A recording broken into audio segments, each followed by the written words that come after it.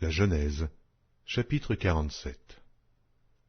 Joseph alla avertir Pharaon et lui dit, « Mes frères et mon père sont arrivés du pays de Canaan, avec leurs brebis et leurs bœufs, et tout ce qui leur appartient, et les voici dans le pays de Goshen. » Il prit 5 de ses frères et les présenta à Pharaon. Pharaon leur dit, « Quelle est votre occupation ?»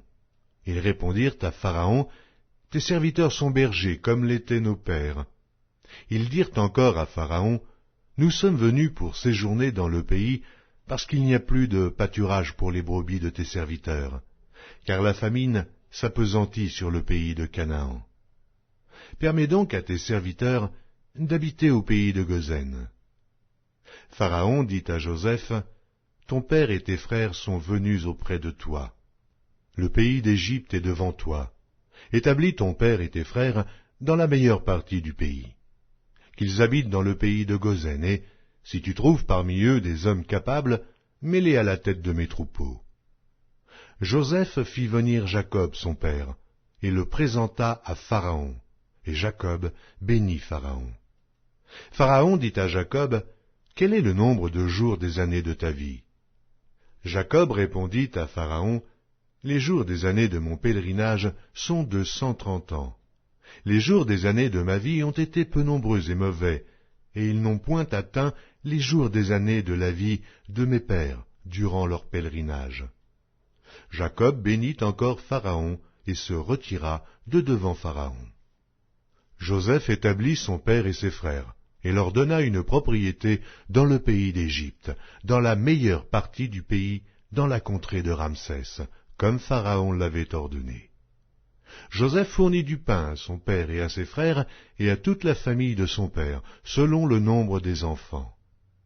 Il n'y avait plus de pain dans tout le pays, car la famine était très grande. Le pays d'Égypte et le pays de Canaan languissaient à cause de la famine. Joseph recueillit tout l'argent qui se trouvait dans le pays d'Égypte et dans le pays de Canaan, contre le blé qu'on achetait, et il fit entrer cet argent dans la maison de Pharaon. Quand l'argent du pays d'Égypte et du pays de Canaan fut épuisé, tous les Égyptiens vinrent à Joseph en disant, « Donne-nous du pain. Pourquoi mourrions-nous en ta présence? Car l'argent manque. » Joseph dit, « Donnez vos troupeaux, et je vous donnerai du pain contre vos troupeaux, si l'argent manque. » Ils amenèrent leurs troupeaux à Joseph, et Joseph leur donna du pain contre les chevaux, contre les troupeaux de brebis et de bœufs, et contre les ânes. Il leur fournit aussi du pain cette année-là, contre tous leurs troupeaux.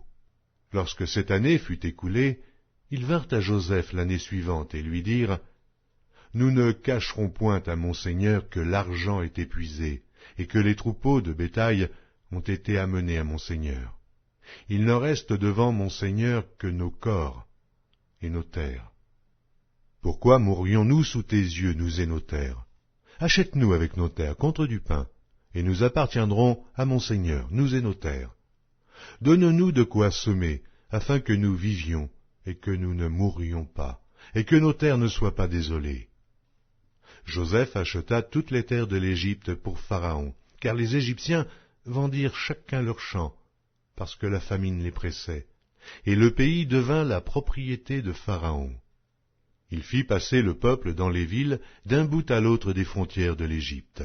Seulement, il n'acheta point les terres des prêtres, parce qu'il y avait une loi de Pharaon en faveur des prêtres, qui vivaient du revenu que leur assurait Pharaon. C'est pourquoi ils ne vendirent point leurs terres. Joseph dit au peuple, « Je vous ai acheté aujourd'hui avec vos terres pour Pharaon. Voici pour vous de la semence, et vous pourrez ensemencer le sol.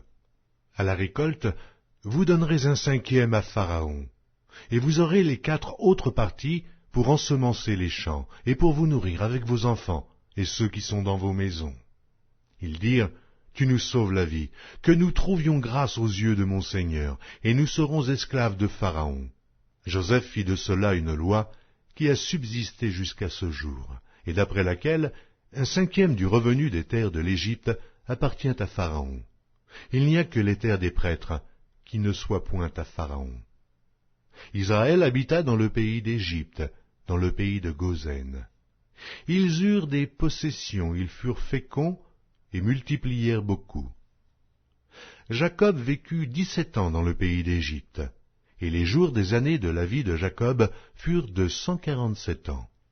Lorsqu'Israël approcha du moment de sa mort, il appela son fils Joseph et lui dit, « Si j'ai trouvé grâce à tes yeux, mais je te prie ta main sous ma cuisse, et use envers moi de bonté et de fidélité.